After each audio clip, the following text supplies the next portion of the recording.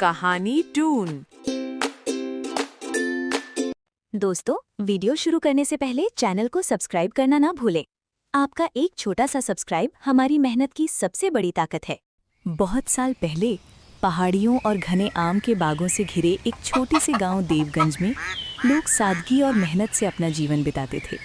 सुबह होते ही खेतों में हल चलने लगते, दोपहर में चौपाल पर लोगों की बैठकी होती और शाम ढलते ही गांव का बाजार रौनक से भर जाता था। उसी बाजार के बीचों बीच रोज एक बड़ी मिट्टी की हांडी चढ़ती थी। उस हांडी के चारों ओर हमेशा लोगों की लंबी कतार लगी रहती। वजह थी वहां बनने वाली खुशबूदार देसी मीट करी। उस हांडी का मालिक था भोला। भोला कोई बड़ा व्यापारी नहीं था, उसका बस एक छोटा सा ठेला था, एक पुराना चूल्हा, कुछ मिट्टी के बर्तन और वर्षों की मेहनत से सीखा हुआ हुनर। लेकिन उसका बनाया हुआ मीट पूरे इलाके में अपनी अलग पहचान बना चुका था। पास के गांवों से लोग बैलगाड़ी, साइकिल और पैदल चलकर केवल उसी का खाना खाने आते थे। कई लोग तो अपने साथ बर्तन लेकर आते ताकि घर वालों के लिए भी करी ले जा सके। लीजिए काका, पहले गरम चावल लीजिए, फिर ऊपर से भरपूर रस डालता हूँ। भोला हर ग्राहक को मुस्कुरा कर खाना परोसता। किसी को मोटी रोटी पसंद होती, किसी को चावल, तो कोई सिर्फ करी का स्वाद लेने आता। जिसने एक बार खाया वो अगली बार अपने साथ किसी नए आदमी को भी ज़रूर लेकर आता। धीरे धीरे भोला का नाम पूरे इलाके में फैल गया। एक रविवार गांव के सबसे बुजुर्ग आदमी धनेश्वर बाबा भी उसके ठेले पर पहुंचे। उन्होंने एक निवाला खाया, आंखें बंद कर लीं और मुस्कुराने लगे। अरे भोला बेटा, ये बता, तेरे हाथ में ऐसा कौन सा कमाल है? हम लोगों ने भी जिंदगी भर मीट खाया है, लेकिन ऐसा स्वाद कभी नहीं मिला। बाबा, बस साफ नीयत से बनाता हूँ, बाकी तो सब वही मसाले हैं जो हर कोई इस्तेमाल करता है। भोला हल्का सा हंस पड़ा। बाबा मुस्कुराकर सिर हिलाने लगे। उन्हें लगा कि शायद यही सच होगा, लेकिन असली बात कुछ और थी। हर तीसरे चौथे दिन भोला सुबह अंधेरा रहते ही पास के कस्बे रामपुर हाट पहुंच जाता। वहां से वो छोटे और तंदुरुस्त बकरे चुनकर खरीदता। लेकिन वो उन्हें तुरंत नहीं काटता था। वो हर बकरे को अपने घर के पीछे बने खुले बाड़े में कई हफ्तों तक रखता। भोला का मानना था कि अच्छा भोजन बनाने की शुरुआत जानवर की सही देखभाल से होती है। हर सुबह वो अपने हाथों से उनके लिए खास मिश्रण तैयार करता। उसमें ताज़ी अदरक, देसी लहसुन, हरी पत्तियाँ, थोड़ा सा चने का आटा और कुछ ऐसी घरेलू चीज़ें होती जिन्हें वो कभी किसी के सामने नहीं मिलाता था। फिर वो उस मिश्रण को पानी में अच्छी तरह गलाकर मुलायम बनाता। उसके बाद बड़े प्यार से बकरों के सामने रख देता। आओ मेरे शेरों, आराम से खाओ। जितना अच्छा खाओगे उतने ही मजबूत बनोगे। धीरे धीरे सारे बकरे उस स्वाद के आदी हो जाते। वे बड़े चाव से पूरा मिश्रण चटकर जाते। भोला हर दिन उनकी सफाई करता, समय पर पानी बदलता और उन्हें खुली हवा में घूमने भी देता। गांव वाले समझते थे कि भोला सिर्फ अच्छा रसोइया है, लेकिन असल में वो एक धैर्यवान पालनकर्ता भी था। कुछ समय बाद आसपास के कस्बों के होटल मालिक भी उसके पास आने लगे। भोला जी, हम भी रोज मीट बनाते हैं, महंगे मसाले डालते हैं, अच्छे बावर्ची रखते हैं, लेकिन आपके जैसा स्वाद नहीं ला पाते। आखिर राज क्या है? भोला मुस्कुराया। राज अगर बताने वाली चीज होती तो अब तक सबके पास होता। खाना सिर्फ मसालों से नहीं, मेहनत और समय से बनता है। होटल वाले उसकी बात सुनकर लौट जाते, लेकिन कोई भी ये नहीं समझ पाया कि भोला का असली हुनर सिर्फ चूल्हे पर नहीं, बल्कि उस दिन से शुरू हो जाता था जिस दिन वो बकरों को अपने घर लाता था। उसी तैयारी ने उसके खाने को सबसे अलग बना दिया था। समय धीरे धीरे बीतता गया। अब देवगंज ही नहीं, आसपास के कई गांवों में भी भोला की मिट्टी की हांडी वाली मीट करी की चर्चा होने लगी थी। रविवार का दिन आते ही बाजार में सुबह से भीड़ जुटने लगती। किसी के हाथ में स्टील का डिब्बा होता, कोई पूरा परिवार लेकर आता, तो कोई सिर्फ एक कटोरी रस का स्वाद लेने के लिए घंटों लाइन में खड़ा रहता। भोला हमेशा की तरह बिना किसी जल्दबाजी के काम करता। वो पहले चूल्हे की आंच को ठीक करता, फिर धीरे धीरे हांडी का ढक्कन उठाता। जैसे ही ढक्कन खुलता, मसालों और देसी घी की खुशबू पूरे बाजार में फैल जाती। लोग अनायास ही उसकी ओर खींचे चले आते। अरे भाई, जल्दी नंबर लगवा लो, देर हुई तो आज फिर खत्म हो जाएगा। सही कह रहे हो। पिछले रविवार में आधा घंटा लेट पहुंचा था, तब तक पूरी हांडी खाली हो चुकी थी। भोला का खाना मिले तो इंतजार भी कम लगता है। भोला मुस्कुराते हुए सबको एक एक कर खाना परोसता जा रहा था। उसी समय भीड़ से थोड़ा हटकर एक आदमी खड़ा था। उसका नाम था गिरधारी। गिरधारी भी उसी बाजार में अपना छोटा सा मीट का ठेला लगाता था। उसकी मेहनत में कोई कमी नहीं थी। वो भी अच्छे मसाले खरीदता, साफ सफाई रखता और पूरी लगन से खाना बनाता था। लेकिन उसके ठेले पर गिने चुने ग्राहक ही आते थे, जबकि कुछ ही दूरी पर भोला के यहाँ इतनी भीड़ रहती कि कई बार खाना खत्म हो जाता। गिरधारी कई दिनों से ये सब देख रहा था।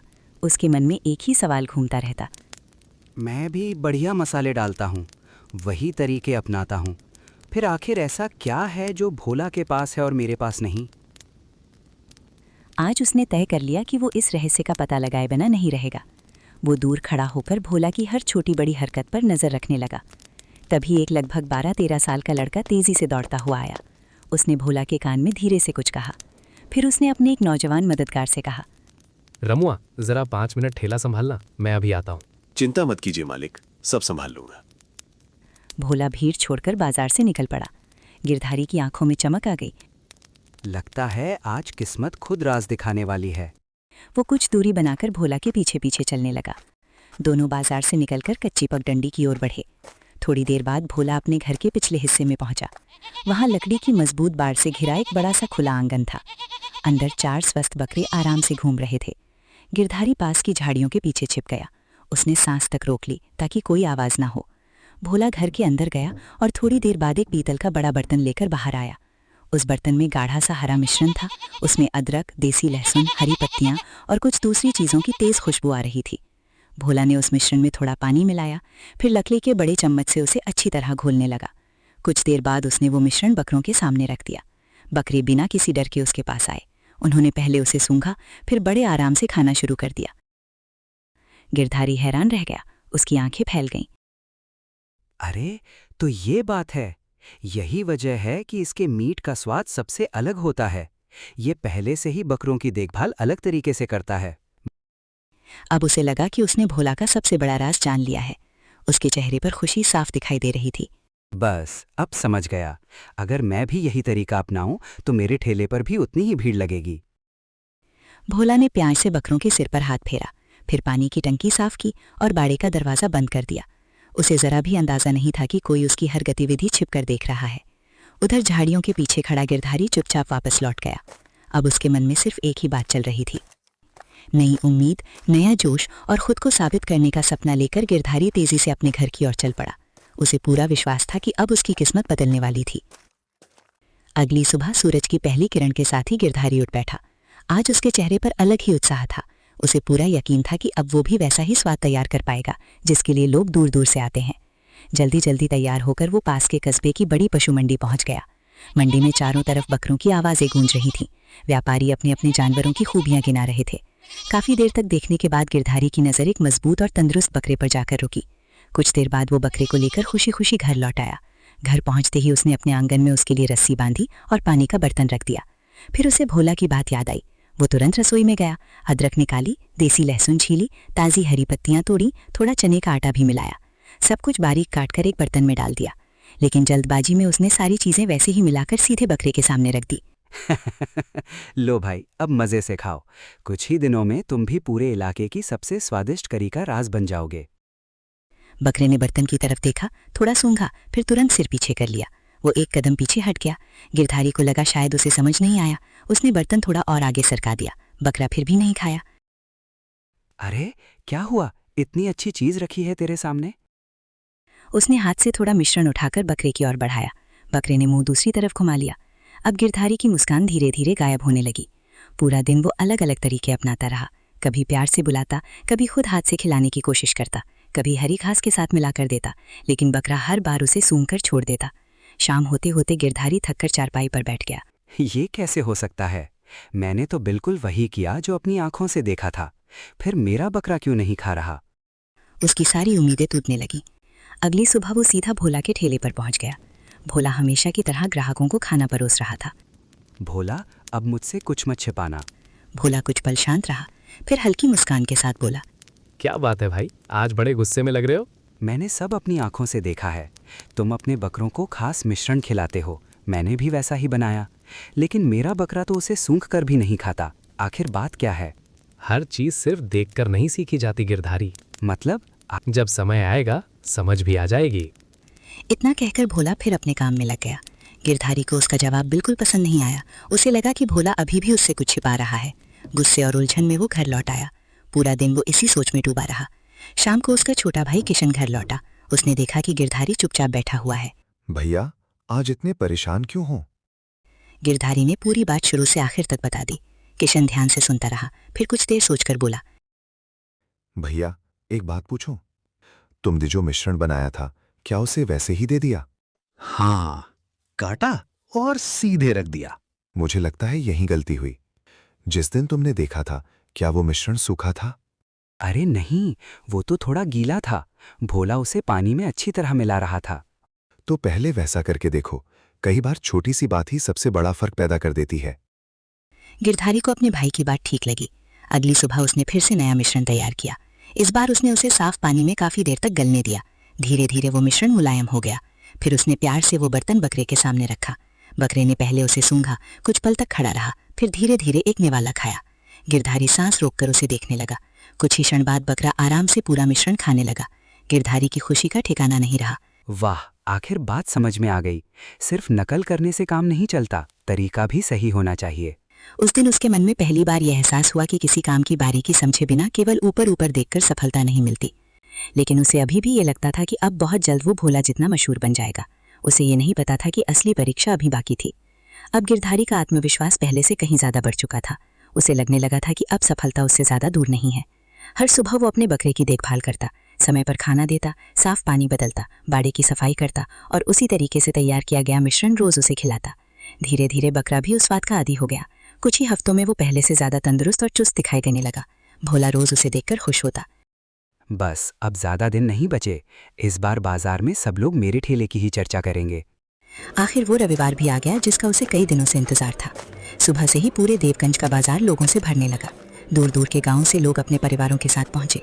बच्चे इधर उधर घूम रहे थे, दुकानदार अपनी अपनी दुकानें सजा रहे थे और हमेशा की तरह भोला ने भी अपनी मिट्टी की बड़ी हांडी चूल्हे पर चढ़ा दी। लेकिन इस बार बाजार में एक नया नज़ारा देखने को मिला। भोला के ठेले से कुछ ही दूरी पर गिरधारी ने भी अपना नया ठेला सजा लिया था। ठेला बिल्कुल साफ सुथरा था। उस पर चमकते हुए बर्तन रखे थे, ऊपर रंगीन कपड़ा बांधा गया था और सामने एक लकड़ी का बोर्ड लगा था। लोगों की नज़र जब उसके ठेले पर पड़ी तो कई लोग रुक गए। कुछ ही देर में गिरधारी के ठेले पर भी अच्छी खासी भीड़ जमा हो गई। उसने पूरे जोश के साथ गर्मा गर्म चावल पर करी डाली और ग्राहकों को परोसने लगा। हर प्लेट देते समय उसके चेहरे पर मुस्कान थी। उसे पूरा भरोसा था कि आज से उसकी किस्मत बदल जाएगी। पहले ग्राहक ने आराम से एक और खाया, फिर दूसरा। कुछ पल तक वो चुप रहा। स्वाद तो अच्छा है। हाँ, मसाले भी ठीक हैं। लेकिन पता नहीं क्यों कुछ कमी सी महसूस हो रही है। सही कहा, खाना अच्छा है मगर जिस गहराई का स्वाद भोला की करी में होता है वो अभी इसमें नहीं आया। गिरधारी ने ये बात सुन ली। उसने मुस्कुराने की कोशिश की, लेकिन उसके मन में हल्की बेचैनी पैदा हो गई। उधर भोला अपने ठेले पर हमेशा की तरह आराम से काम कर रहा था। ना कोई जल्दबाजी, ना कोई दिखावा। वो हर प्लेट उसी धैर्य और लगन से तैयार कर रहा था। उसके पुराने ग्राहक अब भी उसी भरोसे के साथ उसके पास आते रहे। भोला बस मुस्कुराकर सबकी बातें सुनता रहा। शाम तक बाजार खत्म होने लगा। गिरधारी ने दिन भर की कमाई गिनी। आज पहले से ज्यादा ग्राहक जरूर आए थे, लेकिन उनमें से बहुत कम लोगों ने दोबारा आने की बात कही। दूसरी ओर भोला की पूरी हांडी हमेशा की तरह खाली हो चुकी थी। सूरज ढलने लगा। गिरधारी अपने ठेले के पास बैठा चुपचाप सोचने लगा। मैंने वही तरीका अपनाया, वैसी ही देखभाल की, वैसे ही मसाले तैयार किए, फिर भी स्वाद में इतना अंतर क्यों रह गया? उसी समय भोला अपना सामान समेटते हुए उसके पास आया। कैसा रहा आज का दिन? बुरा नहीं था, लेकिन एक बात समझ में आ गई। किसी के तरीके की नकल करना आसान है, लेकिन उसके वर्षों का अनुभव, धैर्य और हाथों का संतुलन सीखने में समय लगता है। क्या आज तुमने सबसे बड़ी बात समझ ली? खाना सिर्फ मसालों से स्वादिष्ट नहीं बनता। जिस इंसान का मन शांत हो, जिसकी नीयत साफ हो और जो हर दिन कुछ नया सीखता रहे, असल स्वाद वहीं से पैदा होता है। आज उसके मन में मुकाबले की भावना नहीं थी, बल्कि सीखने की इच्छा थी। उसे एहसास हो चुका था कि सफलता किसी का राज चुराने से नहीं, बल्कि खुद को बेहतर बनाने से मिलती है। समय अपनी रफ्तार से आगे बढ़ता रहा। महीने गुजरते गए। अब गिरधारी पहले जैसा अधीर इंसान नहीं रहा था। हर दिन वो अपने काम में कुछ ना कुछ नया सीखने की कोशिश करता। कभी मसालों का संतुलन बदलता, कभी आँच को थोड़ा धीमा रखकर पकाने का अभ्यास करता, कभी ग्राहकों से खुद पूछता कि उन्हें स्वाद कैसा लगा। जो भी कमी बताता वो उसे बुरा मानने के बजाय अपनी अगली हांडी में सुधारने की कोशिश करता। धीरे धीरे उसके हाथों में भी निपुणता आने लगी। अब उसके ठेले पर भी नियमित ग्राहक आने लगे थे। अब वो भी अच्छी कमाई करने लगा और खुशी खुशी अपना जीवन बिताने लगा।